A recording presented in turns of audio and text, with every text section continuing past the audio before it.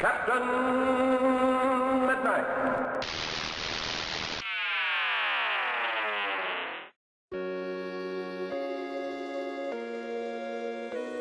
Speaking as someone who has loved Spider-Man for about as long as I can remember, I have to say, it wasn't always easy being a fan of the Spider-Man video game series. And I say that as someone who has played almost every console release since the PS1 Spider-Man back in 2000. There's been some very high highs, and some low lows, but mostly mediocrity in between. Yet with the release of every new Spider-Man game, I've always been there, ready to hope that this would be the one that would take it to the next level. And usually, I was wrong. But I was still really excited when it turned out that Insomniac was putting a ton of time into this brand new Spider-Man. But as someone who's been burned by his less than great games in the past, I have a few suggestions. Okay, not a few, at least 100, but I'll keep it to 5 here. Oh, and be sure to like and subscribe and click on that little bell. Yeah, apparently I'm supposed to tell you to click on a bell now? I don't get it either. Anyway, number 5. Open Up the City. Spider-Man 2 and Ultimate Spider-Man are truly great games. They gave you a wide open New York City to swing around in. But as time has gone on, it's become easier and easier to see the limitations of those games. The buildings are there, but New York itself feels hollow. It's pretty sparsely populated, and there's really not all that much to be seen inside the city itself.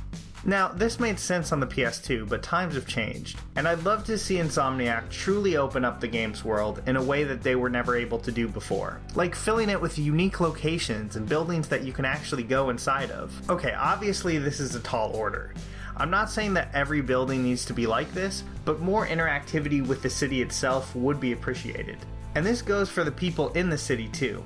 As much as I love Arkham City, I'll always be mad that they use the criminals took over excuse to not have to have any regular citizens in the city at all. Remember those goofy missions in Spider-Man 2 where you helped a kid get his balloon back? They may not have seemed like a big deal, but they really did make you feel like a superhero. I don't want to see Spider-Man running around in a war zone. That's already been done, and honestly it bores me. The game needs a populated and vibrant city. He can't be a friendly neighborhood anything if the neighborhood is almost vacant and just filled with criminals. Number 4. Silky smooth gameplay. I'm gonna sum this up really quick, because from the gameplay they showed at E3 it looks like they've got this figured out. Swinging, fighting, crawling. In a great Spidey game you can transition between doing all of that stuff seamlessly, and without having to really think about it. The act of swinging and climbing itself needs to be fun, not just functional. When I was a kid, one of the first things I did when I popped in a new Spider-Man game was to climb to the very top of the Empire State Building. And how fun that was to do could usually predict pretty accurately how good the game was going to be. A great Spider-Man game puts you in Peter Parker's shoes. It doesn't make you wrestle with the controls and the camera. Number 3. Make the characters count. I was replaying Spider-Man on the PS1 recently, and one thing stuck out to me that I never really noticed before. The game is absolutely packed with gratuitous cameos that bear absolutely no importance on the game's story.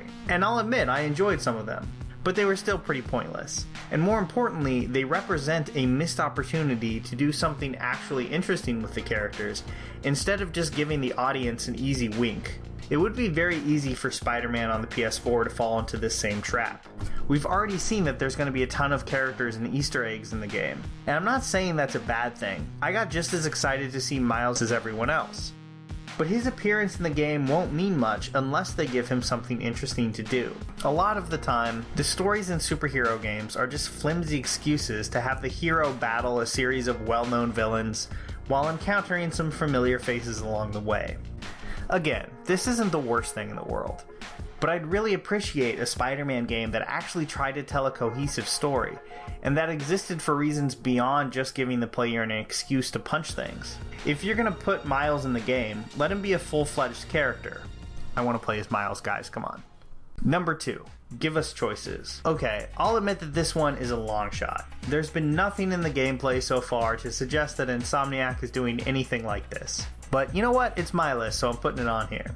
What I'd really like to see is an RPG-ish dialogue system where we get to control the choices Peter makes over the course of the game. Now, this has kind of been attempted before. Spider-Man Web of Shadows gave players the option to choose between a good guy or doing the black suit symbiote option and being an asshole. That was an overly simplistic approach, and it wasn't done well. But writing a more nuanced, well-written approach to that could be good. I'm fascinated by dialogue trees in games and the possibilities that can arise from them, and I'd love to see that implemented well in Spider-Man. And maybe I'm alone in that, I don't know. Peter Parker is a fantastic three-dimensional character when written well, and I'd love to have a chance to really step into his shoes. Oh, and speaking of Peter Parker, number 1, get Peter right. In all the Spider-Man games I've played, there's been a few that I felt like really nailed making the player feel like Spider-Man, but I'm not sure I can really say the same about Peter Parker. And that makes sense. After all, who would want to play as a stressed out photographer when they could play as Spider-Man? Well, me, for one. Thankfully, I think Insomniac might have my back on this. Here's a quote from the game's director. "You've got to show what he's going through, what he's experiencing, what he's thinking, and the challenges of being Peter Parker. It's very important to us, it's got to live on that. To me, the game won't be a success if we don't deliver on the Peter Parker part of this journey." I was really happy to hear that, because that is the element, more than the fancy QT events or 4K graphics or whatever bells and whistles they have, that will make this game great and stand out. Peter Parker has been ignored in his own games, and in my opinion, the game's stories have suffered for it. Does this mean we need long stretches of walking around as Peter in the Daily Bugle offices or something? I mean, not necessarily. We just need storytelling and dialogue that pays a lot of attention to his personal journey, not just whatever threats he happens to be dealing with. Alright, so that's my list. I have high hopes for this game. It's still early, but with a good story and polished gameplay, I think this might just be the game that Spider-Man fans have been waiting for. Here's a special tip for the fellas and girls who have not already joined Captain Midnight's new 1940 Flight Patrol. You'd better hurry up and join at once, because there's a big adventure ahead. The thing to do now is to get started, because we're going to have not only barrels of fun, but loads of free gifts and prizes.